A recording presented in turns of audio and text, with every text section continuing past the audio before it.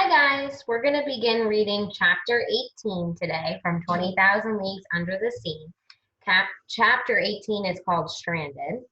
And after this chapter, we only have 2 more chapters left.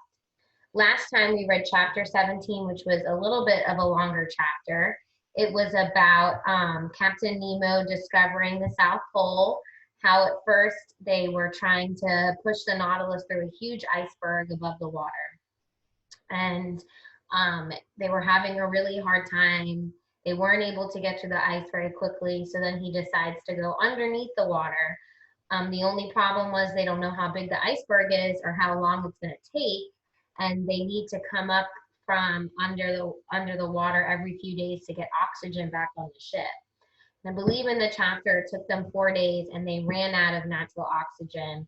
They were really worried they weren't going to make it, and then finally they were in open sea.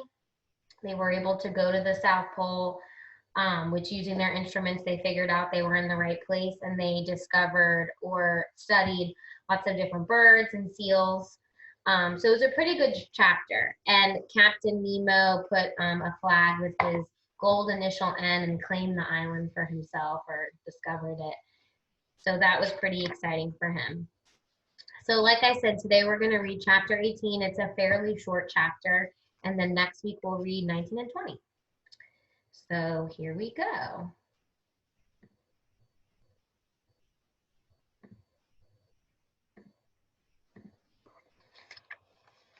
Chapter 18, Stranded. At 6 o'clock the next morning, the 22nd of March, we began to get ready to leave.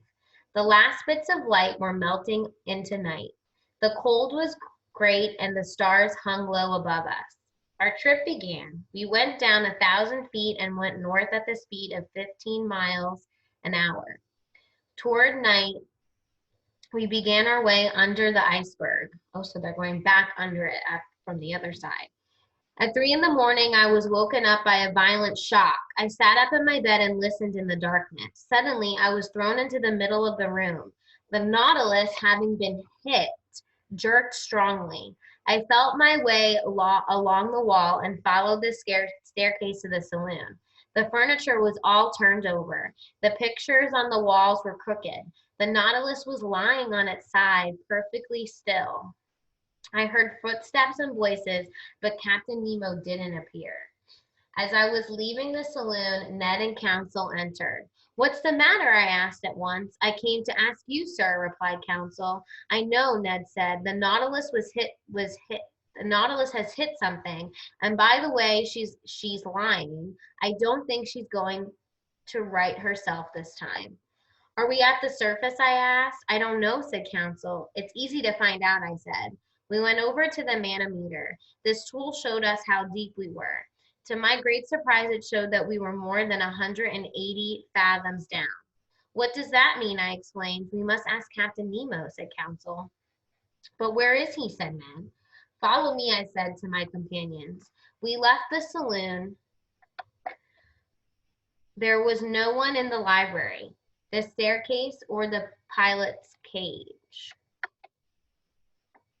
We returned to the saloon. For 20 minutes we waited, listening for the smallest noise. Finally, Captain Nemo entered. He acted as if he didn't even see us. His face, usually so proud, showed signs of worry. He watched the compass, then the manometer, then the other instruments he used to guide the ship.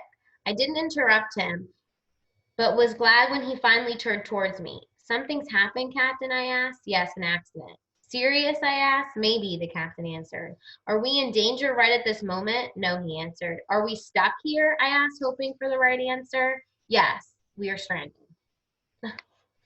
"But how?" I asked. "How did this happen?" "It wasn't anyone's fault," the captain answered. "It happened because of science, the way the ocean is working." The captain went to explain the details.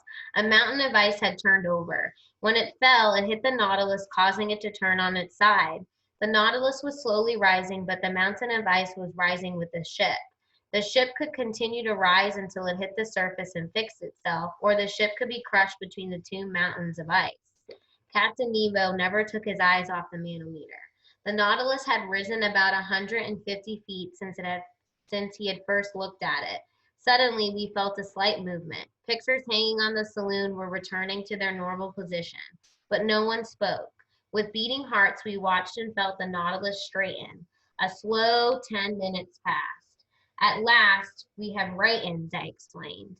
But are we floating? Certainly, Captain Nemo replied. We went down the hall, climbed the steps leading to the gate. We stepped onto the platform to see an amazing sight. We were in open sea, but with a dazzling wall of ice around us. In fact, we were in a perfect tunnel of ice. It was easy to get out of it by going either forward or backward, and then going under the iceberg 100 yards or so. The next few moments were dazzling. The shine made by the ice automatically hurt our eyes. It took some time at last to calm down. It was then 5 in the morning. At that moment, we felt a shock. I knew right away that we had hit a block of ice. I also knew that Captain Nemo would simply find another turn in the tunnel. Instead, I felt the Nautilus start backward. That's no problem, I thought out loud. We will just go back out and go to the southern opening. But hours passed. I stayed with my friends to make the waiting seem better. I kept looking at the long instruments hanging in the saloon. We were still no more than 300 feet down. We were still moving south, and we were traveling at a speed of 20 miles an hour. But Captain Nemo knew what he was doing. I tried not to worry. At 25 minutes past 8, a second shock took place. This time it came from behind. I turned pale. My friends were close by my side. I took Counsel's hand and squeezed it. The looks on our faces told more than our words. At this moment, the captain entered the saloon. I walked up to him. Our path is now blocked in the south, I asked. Yes, the iceberg has moved and every open spot is now blocked. Are we trapped? I whispered. Yes, we are. And that is the end of chapter 18. Well, that's not good. If they're trapped underwater and we already know information about how they have to be up above water for after so many days to get their air supply back, this is not good. So I guess we'll find out what happens in chapter 19, and hopefully they get out of it by the end of this story. And that would be a really sad way to end, that all these men die trapped underneath ice on the Nautilus. So I guess we'll find out next week. Thanks for listening.